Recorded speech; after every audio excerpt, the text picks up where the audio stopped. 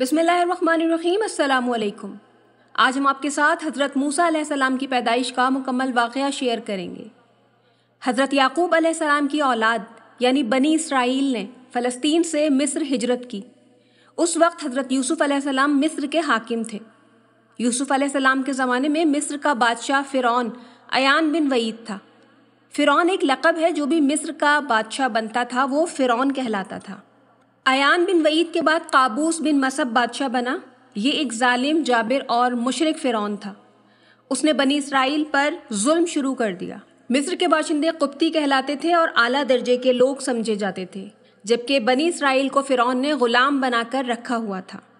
Qaboos बिन मसब के बाद उसका छोटा भाई वलीद बिन मसब फ़िरौन मिस्र बना।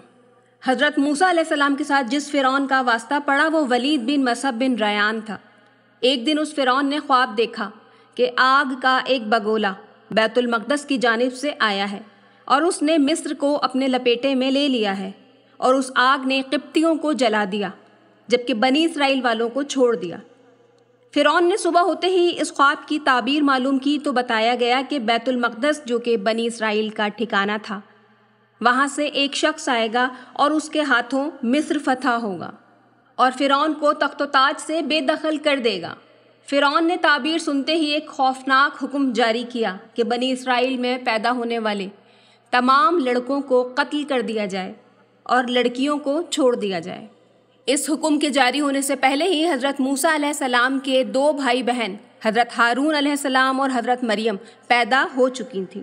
इस हुक्म के बाद हज़रत मूसा अलैहिस्सलाम की वालदा को जब हमल हुआ तो उन्होंने ये मामला हर किसी से पोशीदा रखा, और अल्लाह ताला की तरफ से भी यह एहसान हुआ कि उनके जिस्म में कोई तब्दीली ज़ाहिर ना हुई।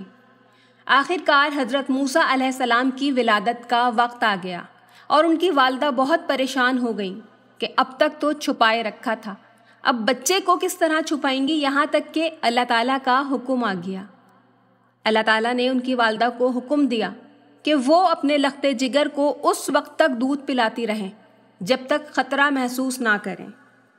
दर हकीकत हज़रत मूसा अलैहिस्सलाम की वालदा के पास बाकायदा फ़रिश्ता अल्लाह ताला का पैगाम नहीं लाया था, बल्कि उनके दिल में ये बात डाली गई थी और उनका दिल इस बात पर मुतमईन कर दिया गया था कि हुज़्न व मलाल की बात नहीं है। अगर ये आपसे बिछड़ भी गए तो हम इनको आपके पास लौटा देंगे और वो नबूवत के बुलंद मर्तबे को हासिल करेंगे।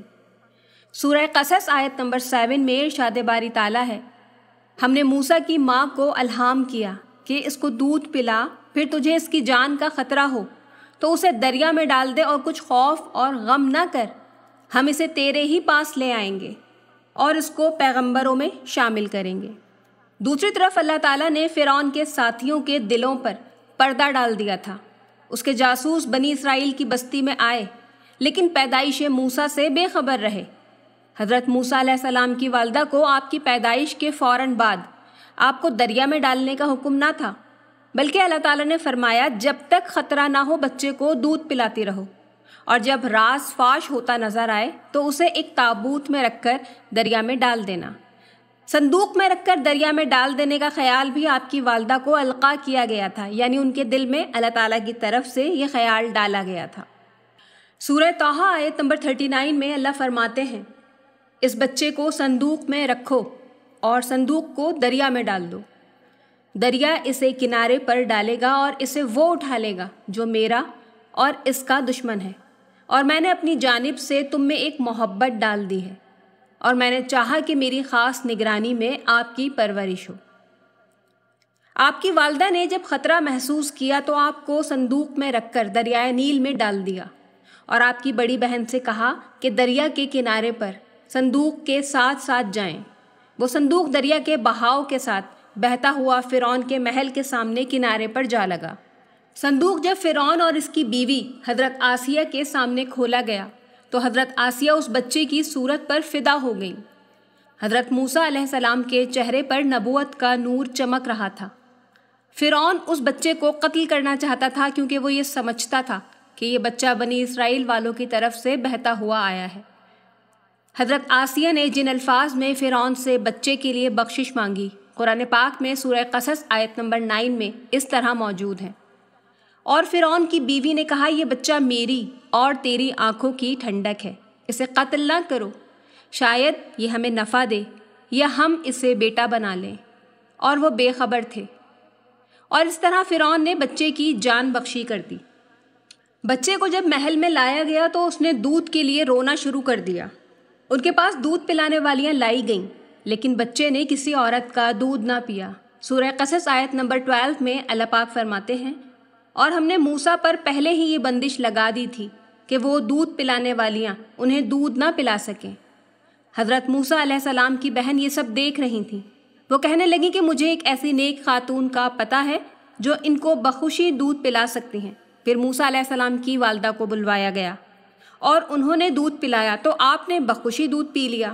آپ کی والدہ کو محل میں موسیٰ علیہ السلام کے ساتھ رہنے کی پیشکش کی گئی، مگر آپ کی والدہ نے انکار کر دیا اور کہا، میں اپنے خاوند اور بچوں کو نہیں چھوڑ سکتی، آپ بچہ میرے سپرد کر دیں، میں اس کو لے جاتی ہوں۔ حضرت آسیہ مان گئیں اور موسیٰ علیہ السلام واپس اپنی والدہ کے ساتھ گھر آ گئے۔ سورہ القصص آیت 13 میں اللہ پاک فرماتے ہیں، اس طرح ہم نے موسیٰ کو ان کی ماں کے پاس لوٹا دیا تاکہ ان کی آنکھ ٹھنڈی رہے اور وہ غمگین نہ ہوں، اور انہیں اچھی طرح معلوم ہو جائے کہ اللہ کا وعدہ سچا ہے، لیکن اکثر لوگ نہیں جانتے۔ یہ تھا حضرت موسیٰ علیہ السلام کی پیدائش کا مکمل واقعہ۔ ویڈیو کے بارے میں کمنٹ سیکشن میں اپنی رائے کا اظہار ضرور کیجیے گا۔ مزید ایسی ویڈیوز کے لیے چینل کو لائک اور سبسکرائب کرنا نہ بھولیے گا۔ اللہ حافظ۔